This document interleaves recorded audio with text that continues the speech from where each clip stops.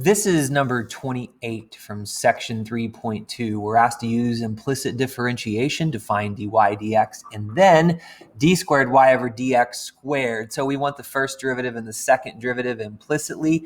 This is the function or implicitly defined function number 28, x to the 2/3 plus y to the 2/3 equals 1. So first, let's start out by finding d dx, of each side of this equation. So d dx of x to the 2/3 plus y to the 2/3, and that's equal to d dx of 1. So on the right side of this equation, we will have by the power rule, 2/3 x to the negative 1/3 plus 2/3 y to the negative 1/3 dy dx, and on the right side of this equation equals 0. So we'll keep the dy dx term, we'll move the other one over to the right, so that's going to give us 2/3 y to the negative 1/3 dy dx equals negative 2/3 x to the negative 1/3.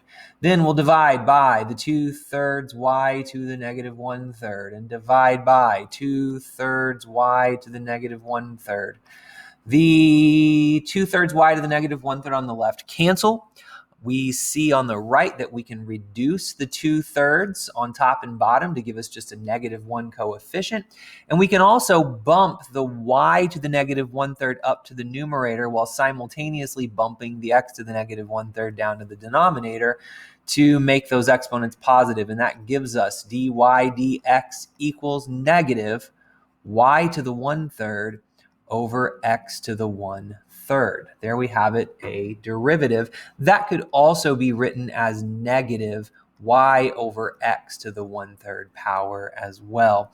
It's really not going to make much of a difference which way we go with that. Okay, let's move on then to the second derivative now that we have the first. So we want to take d dx of both sides of the derivative equation. So d dx of dy dx. And on the right side, that's d dx of a negative y to the 1/3 over x to the 1/3. All right, that looks to me like then second derivative notation on the left, d squared y over dx squared. On the right, we're going to have to use the quotient rule, low d high minus high d low over low squared. So low function is x to the 1/3, derivative of the high function. So that's going to be a negative 1/3 y to the negative 2/3, then times dy dx minus high d low. So that's negative y to the 1/3 times the derivative of the low function. So that's 1/3 x to the negative 2/3. That's all over the denominator squared, or the low function squared. So that's x to the 1/3 squared. There's a lot of simplification to be done now. So I'm going to write the 1/3 is 1 in the numerator, 3 in the denominator. We're going to keep the x to the 1/3 in the numerator, the y to the negative 2/3 in the denominator, and move forward from there. So we're going to have a negative x to the 1/3 over 3y to the 2/3 times dy dx. And then in the second term, we have minus a negative y. So this is plus. We're going to do pretty much the same thing there. Y to the 1/3 in that numerator, and then in the denominator, 3x to the 2/3. And this is all over now x to the 2/3 power. All right, now it's time to make a substitution. We know that dy dx is equal to negative y to the 1/3 over x to the 1/3. So that can be replaced. And let's do that now. So we have a negative x to the 1/3 over 3y to the 2/3 again. Replace dy dx with negative y to the 1/3 over x to the 1/3. And we have plus y to the 1/3 over 3x to the 2/3. And then that's all over x to the 2/3. All right, more simplification to be done. I see a negative times a negative, so this first term is going to be positive now. I see an x to the 1/3 in both numerator and denominator. That can be canceled or reduced.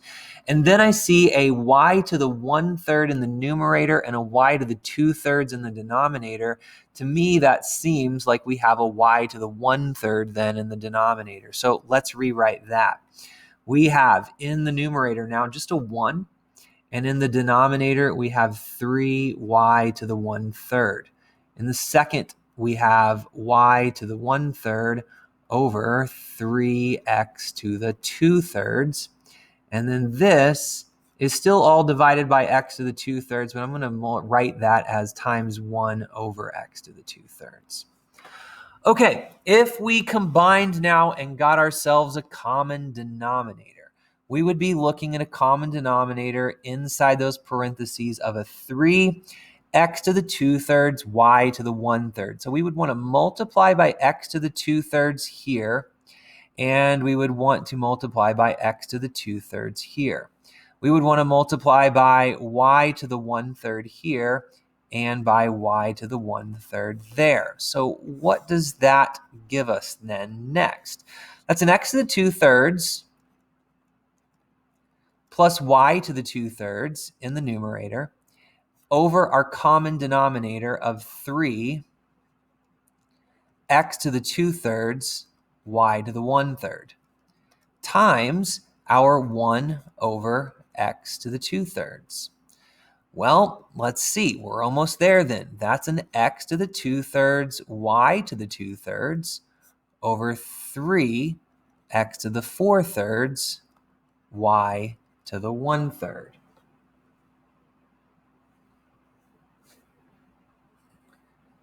And that's how we're going to just about end this question. I am going to box that there.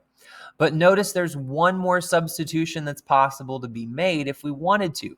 X to the 2/3 plus y to the 2/3 in the numerator is actually the original expression, and that's equal to 1. So I'm going to write here, or this could be written as 1 over 3x to the 4/3 y to the 1/3, and call that an answer. And that's going to end this video.